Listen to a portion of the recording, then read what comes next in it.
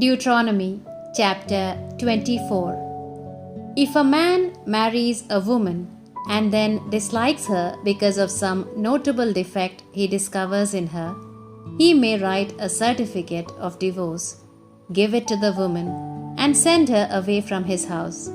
If afterwards she becomes the wife of another man, and he also dislikes her and sends her out with a certificate of divorce, or if this second man who took her to be his wife dies, the first husband who sent her away may not take her back as wife, since she has been defiled.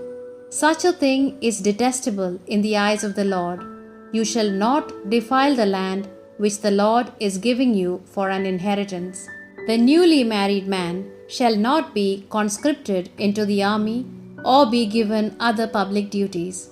He shall be exempt from any office for 1 year, that he may stay in his house and make his wife happy.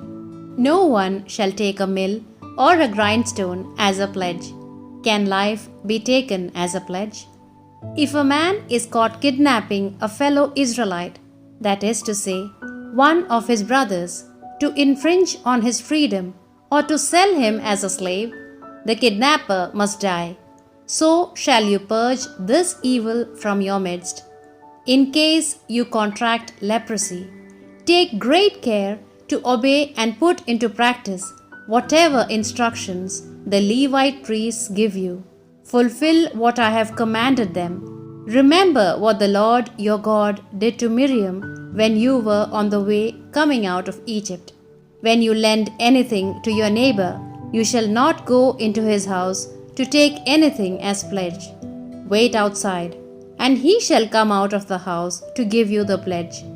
If you have taken as pledge the cloak of a poor man, you shall not keep it overnight. You shall make sure to return it to him when the sun goes down, that he may cover himself with his cloak and bless you.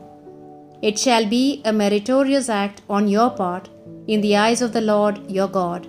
You shall not exploit the lowly and the poor wage earner, whether he be one of your brothers or an alien who resides in your land, in any of your towns. Pay him daily before the sun goes down, because he is poor and he depends on his earnings. Then he will not appeal to the Lord against you, and you will have no sin.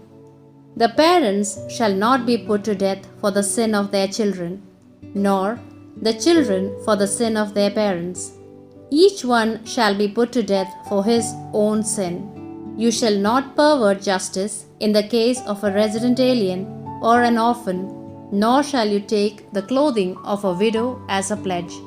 Remember that you were a slave in Egypt, and the Lord your God ransomed you from there. That is why I enjoin this command on you. When you harvest the grain in your fields, if you drop a sheaf, you shall not return to pick it up, but let it be there for the resident alien, the orphan, and the widow.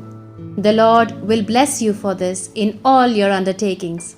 When you harvest your olives, you shall not go back to beat the trees another time. What is left shall be for the resident alien, the orphan, and the widow. When you gather the grapes in your vineyard, you shall not return to gather what may have been left. This will be the share of the resident alien, the orphan, and the widow. Remember that you were a slave in Egypt. That is why I command you to do this.